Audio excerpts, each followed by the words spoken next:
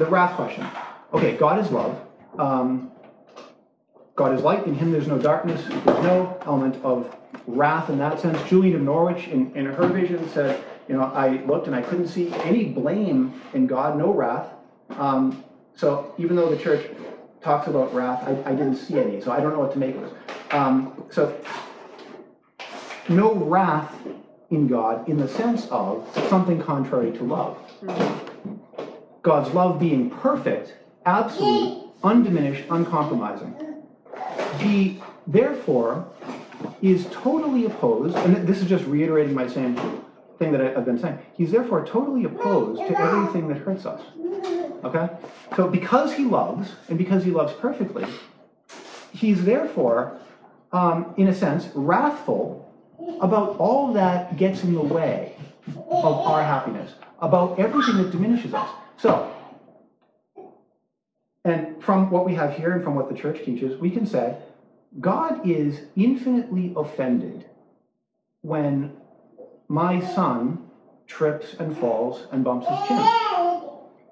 He's infinitely offended. Not at my son, for my son, okay? That this is an injustice, contrary to God's love, right? It's not what he intended for us, and therefore he is reacting to this with the fullness of his power, with no holding back. Now, why doesn't it look a little more like there's some action going on? Why isn't he more successful? Well, this accounts for that. And I can get into that at length if it's interesting to you. But he's infinitely opposed and reacts fully, and wrath is really the term that describes that. But it's a wrath that's identical to love. It's not... And it's the only language in the that language in the Old Testament is saying precisely that.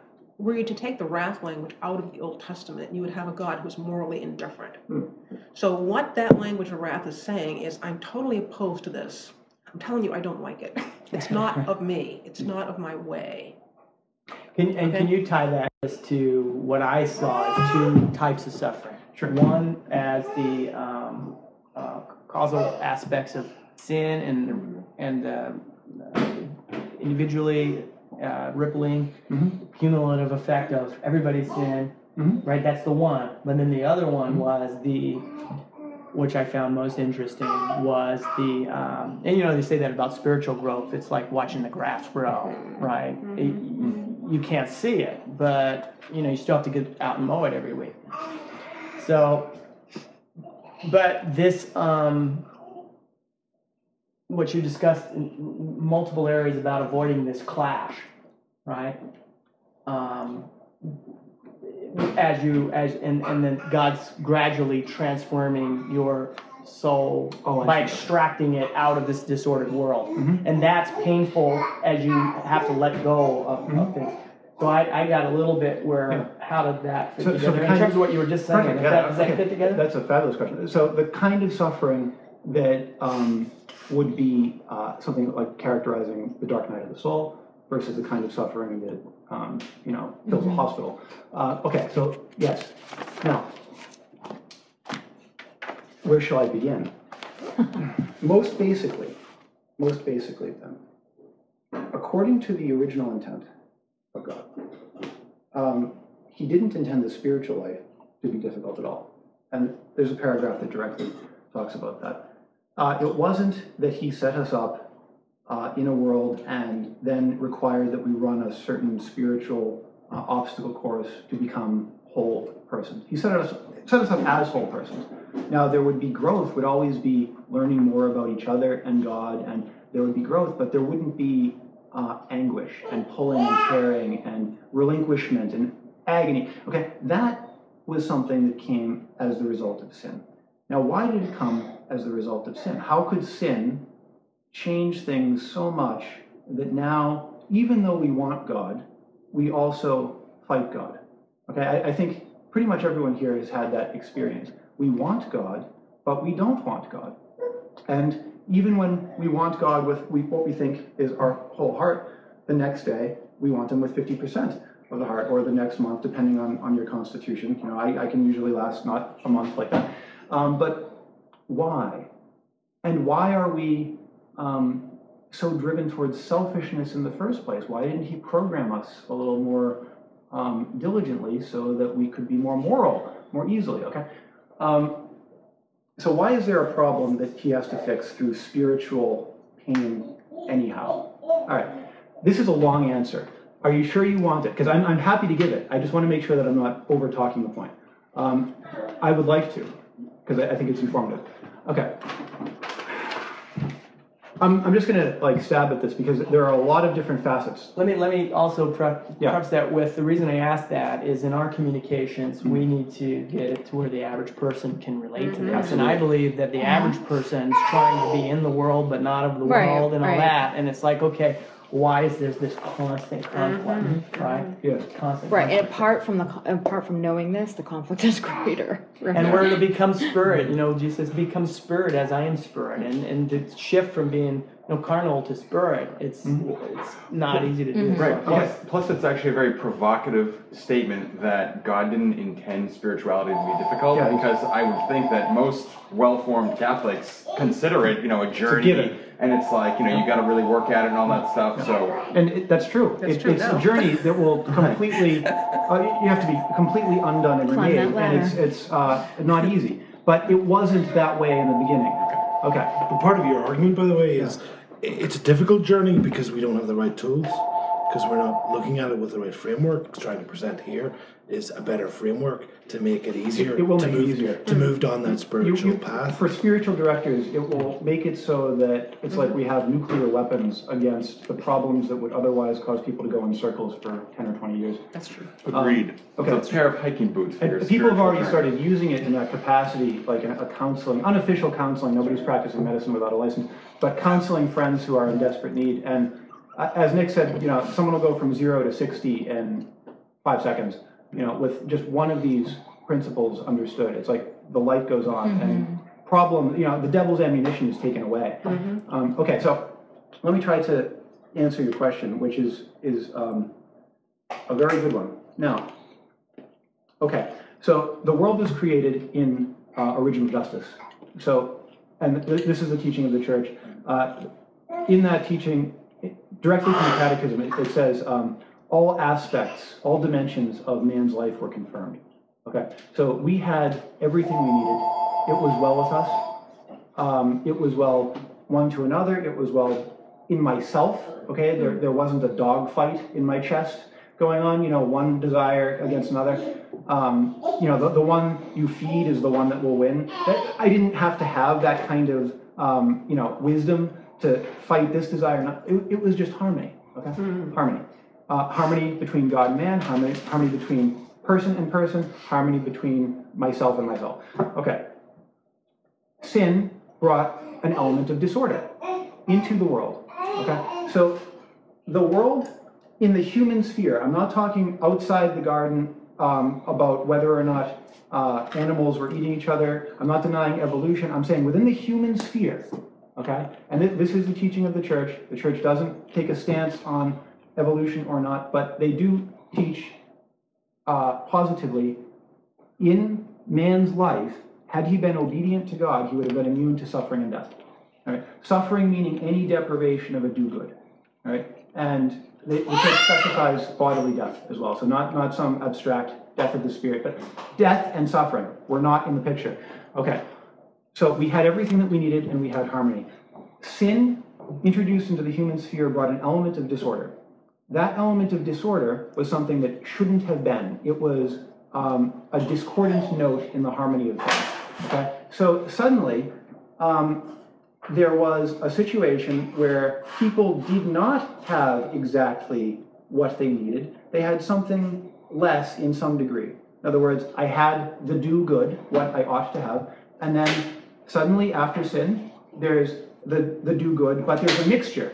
There's now something that shouldn't be there. And that affects the total picture. The harmony is compromised, okay? Now, the human person is made for that first harmony. Was not made for suffering and death. Okay, this is just an automatic conclusion from original intent. But now, in the human experience, there is something that shouldn't be there. And our nature, human nature, made for perfect justice, perfect order, expects the perfect justice and perfect order to be there.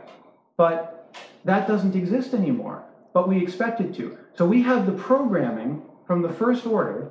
We were created for the good, we were created for joy, we were created for wholeness, beauty, truth, goodness, uninterrupted. Total community all the time, total harmony all the time. But now we don't have it because there's a monkey wrench in the clockwork. And the don't have it can be any one of an infinite number of possible deprivations. So what does human nature do in light of that situation? It looks for the first order. It looks for justice.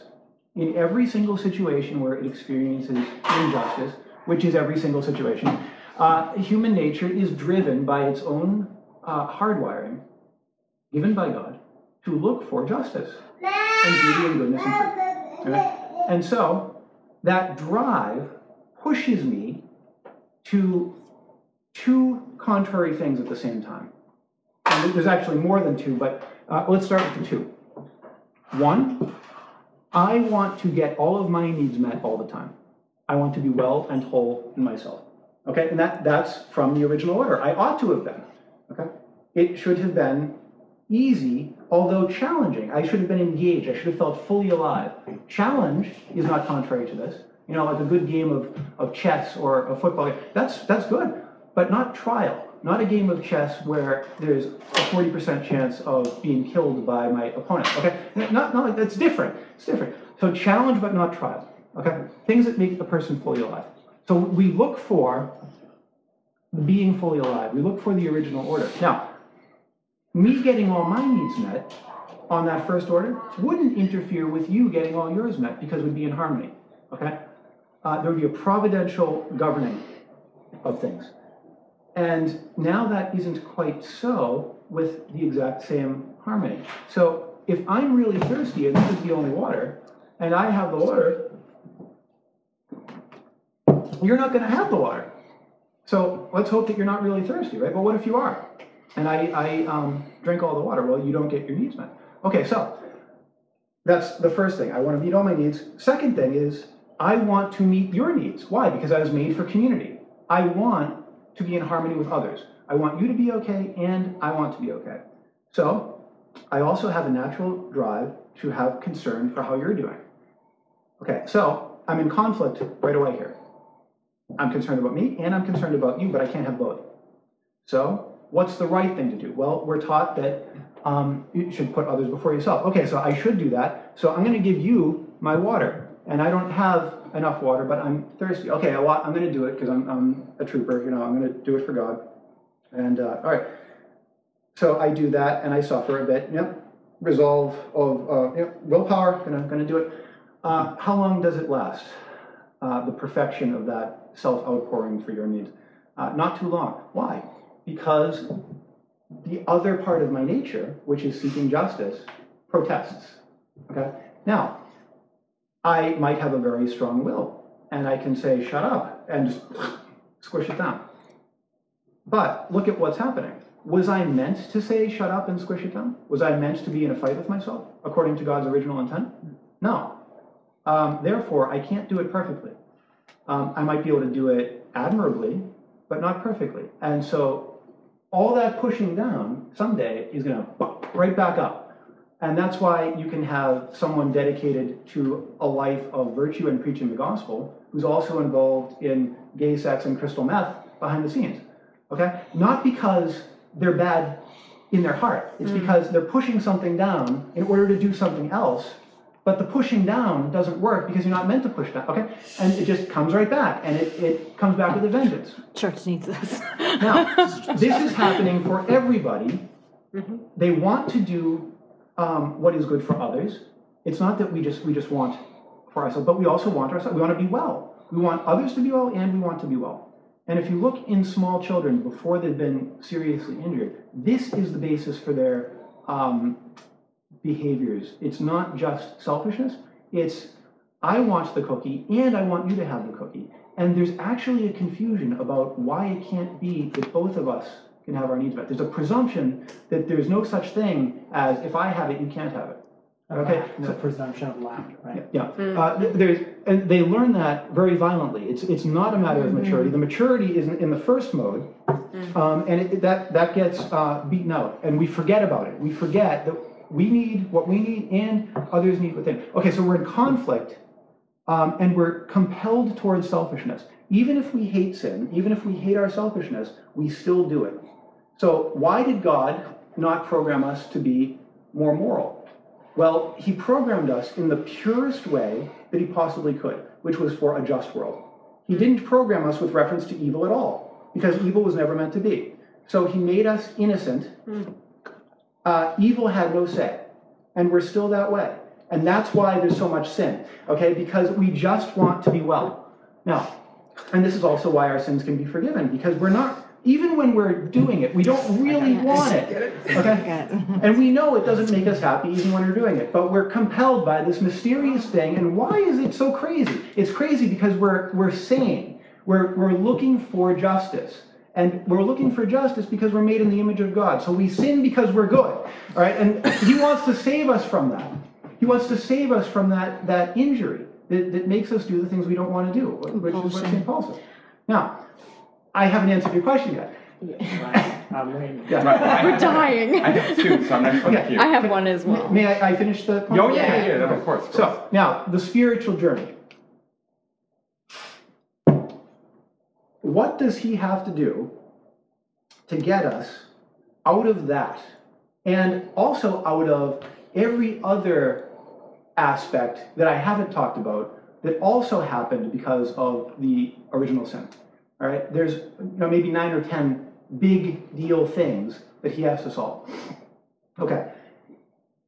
In order for us to be able to sacrifice, in order for me to be able to put you first ahead of myself and forego my natural needs being met, I need something other than my own power to do it. And the church has said this, but not in this exact language here. Really, I need God to possess me. I need him to live in me and do the sacrificing for me, because he's not threatened by lack. I am. Right? He has to be the one who's in charge, who's making these actions in me. All right? Now, how can he do that? Is he like the devil who will possess you, willy-nilly if you, play with the Ouija board or something? No. He comes in only through permission.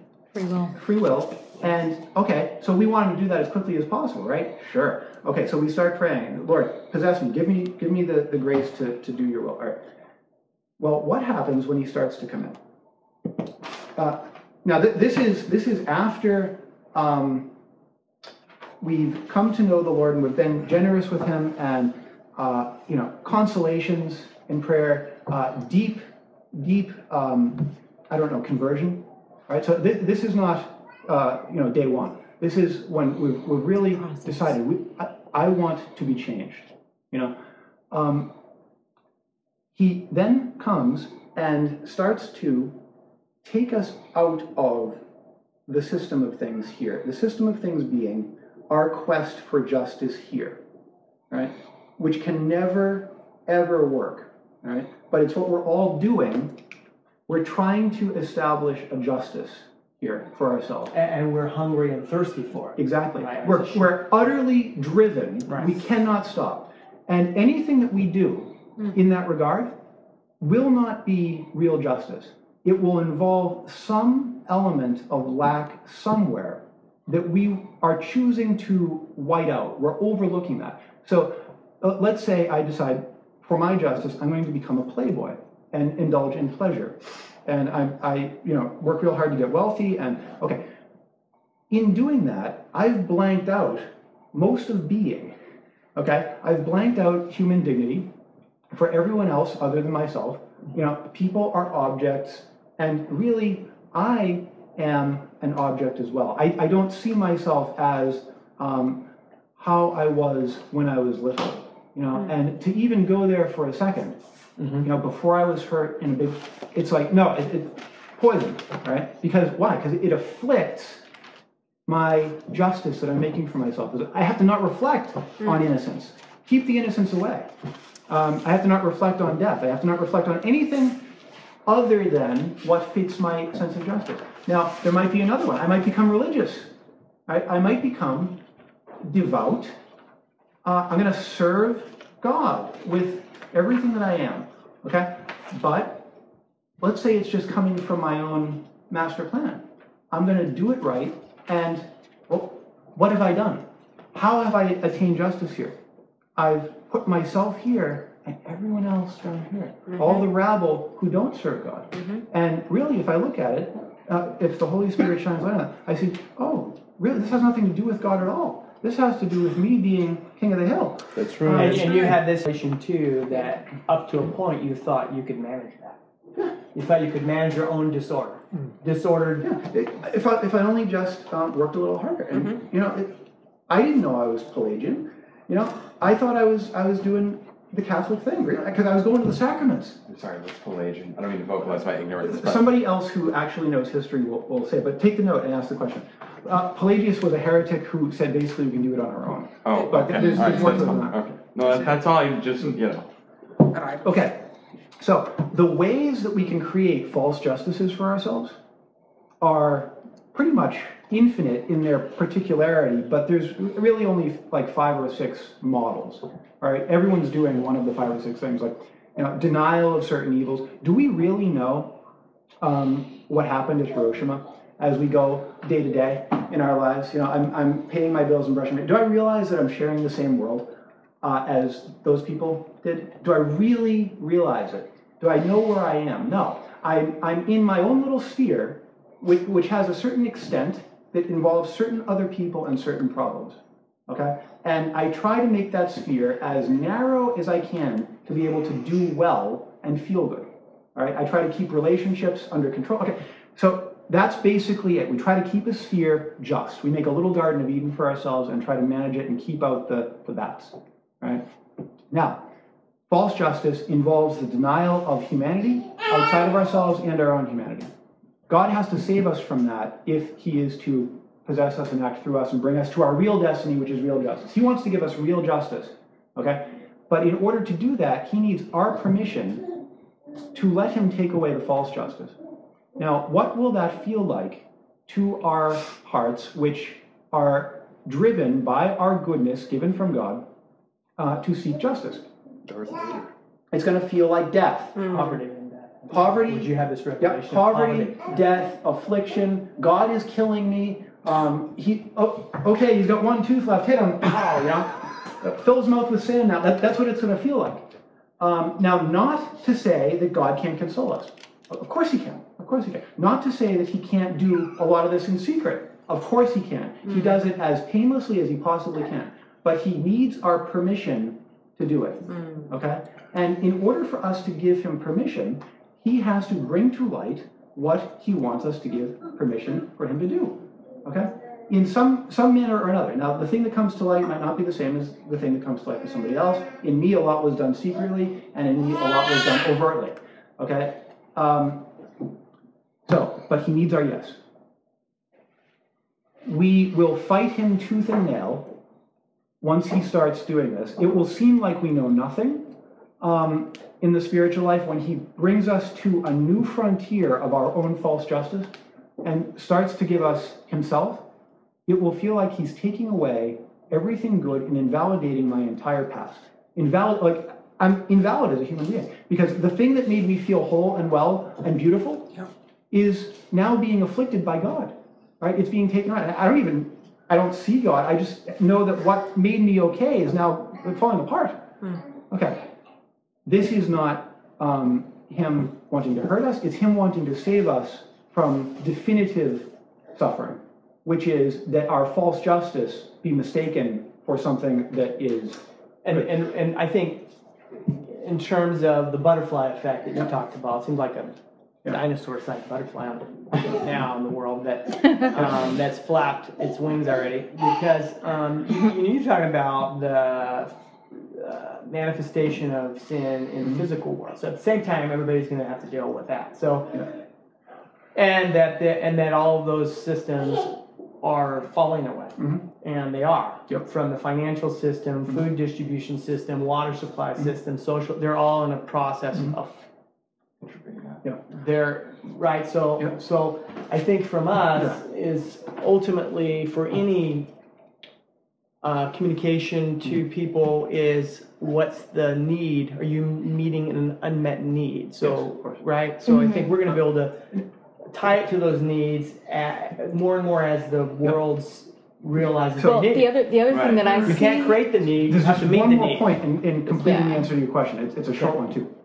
It's a short one. So what's going on is he's trying to save us from the world that's falling apart. And we don't know that it's falling apart. Why? Because we were never meant to know that it was falling apart. We're not meant to know evil. All right? It's not part of our makeup. So we don't know where we are. We think we're home. We don't know who we are. We think we're on a quest to be well. Okay? And we're going to be able to do it here when people are falling into their graves. It's insane, but we're compelled to think that. We don't know who God is because we're meant to understand everything that comes to us as a gift from God, mediated through creatures. But now we're suffering and dying, so that must be a gift from God. What does that say about God? Everything is confused because of the original programming. We can't see straight, we can't act straight. And he has to bring us out of that in order to save us. Now, bringing us out of that is bringing us out of everything that we think makes us well, and so it feels like that. So we fight. Even though we're good, we fight. We say, God, come and save me, and then we say no the next day. All right. What is this likened to? A child who is in a burning building, hiding in the closet. All right? Child thinks he's safe. All right? This is the best he can do. This is his master plan. I'll wait it out in here in the closet. And it feels cooler, so it makes It feels sense. cooler. There's no smoke. Great. Fireman comes in with what intent? To save the child. All right. So he knocks on the closet. Bobby, come out. The closet's locked from the inside. I know you can't lock the closet from the inside, but just humans. He won't open the door. He won't even respond. Bobby, come out. All right. The child starts to get scared. Fireman's yelling. Does the fireman want to scare the child? No. How does he feel about the child being scared? Yeah. Yeah. What does he have to do? Break the door. Yeah. How does the child feel? Terrified. Violated. Yeah. Okay. What's the fireman doing? Taken. How does he feel about the child being scared and violent? Yeah. That's the same thing. I look at it like you're cut here, right, and you press on it, and you go to the doctor, and the doctor's a physician to fix it, but he can't get to it unless you let go of it. Yep. And You got to let go of it. there's one sentence in there that explains it. Why does he have to separate us from the world? Because he doesn't want us to set our heart on something that's guaranteed to fail. Right. That's why he says, don't do this, do that. So you're saying, in essence, the world's going to go down. Yeah, he doesn't want us to go. And you need to separate before you go with it. Yep. That's one aspect of the answer to your question. Okay.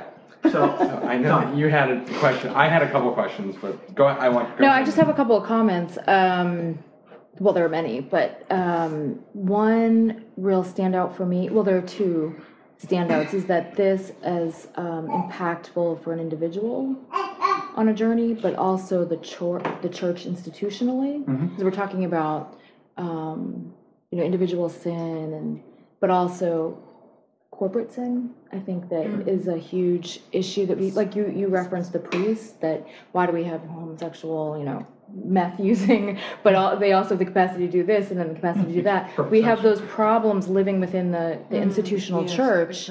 So there's the individual, I think, application of this, but also the application, if the church was really using this type of application, how set free would the church be and how much more effective? you'd have many more saints.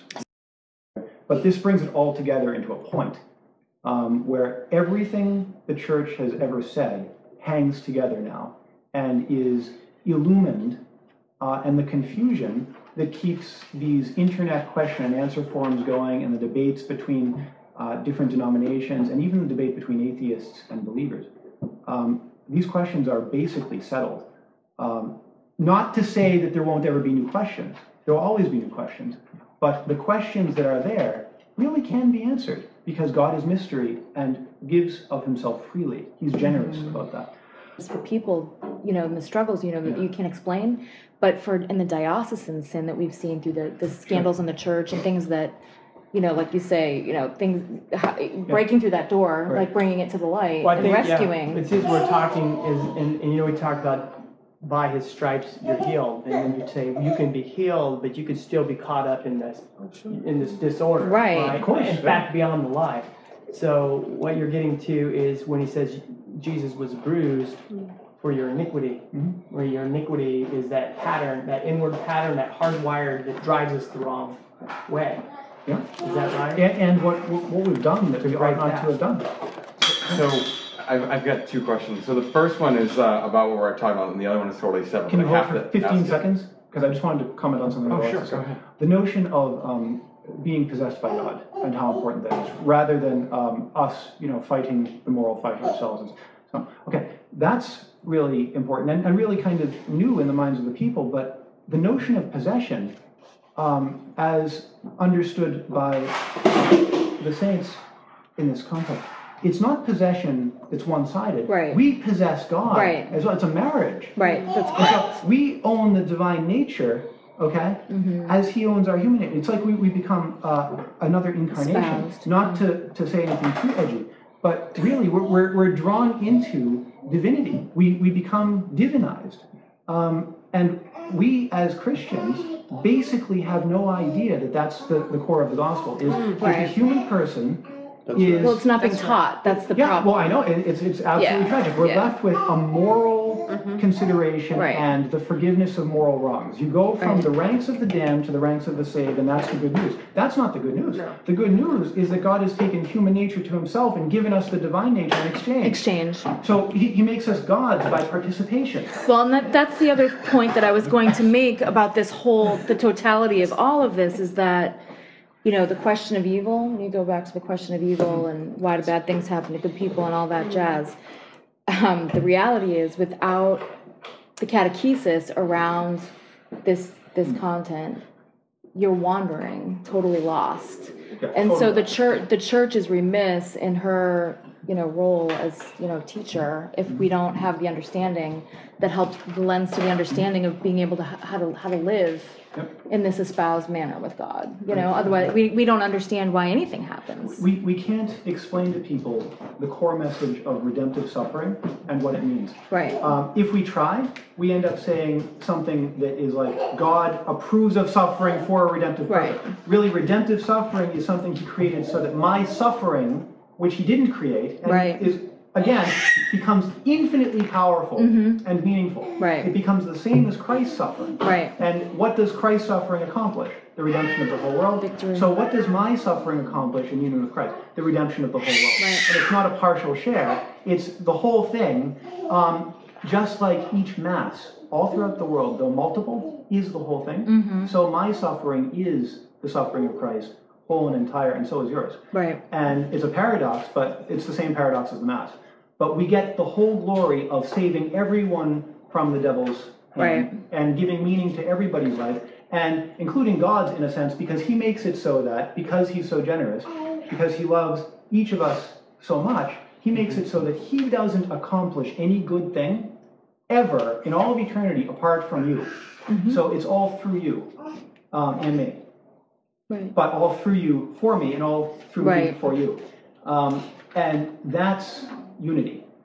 And that's the full integration of everything. And that's his standard of justice. And we have no idea. We sold him out so bad on justice and what he's trying to accomplish and what the good news is. The good news isn't even good news anymore. And it's Oh, well, you how hear about- Mary yeah. it's how Mary is a model of discipleship, not just that we can strive to imitate Mary, but rather it's an example of what God can do in one entirely yielded Oh yeah. and Turned over. entirely in union, Perfect creation. such that So Mary important. is viewed as co-redemptrix. That's Correct. the destiny intended for Where- us as yeah. well. There you go. Where is this description of human destiny explicitly stated in the Bible? This description that seems like I'm off my rocker from a Christian perspective in saying that every good thing that God does, every just intervention, countering evil, elevating the lowly, bringing the mighty down from their thrones,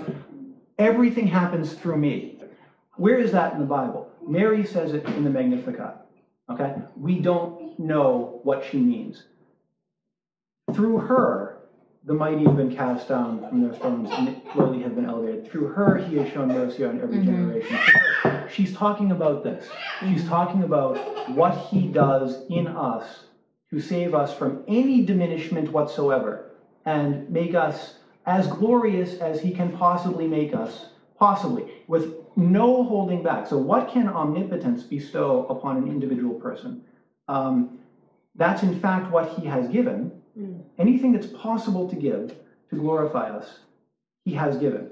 And Mary is the first to report on this in the Magnificat. We don't know what the Magnificat means, but she's talking about God accomplishing his justice in her as the first instance of this new order. And then through her, it passes to everyone else, okay?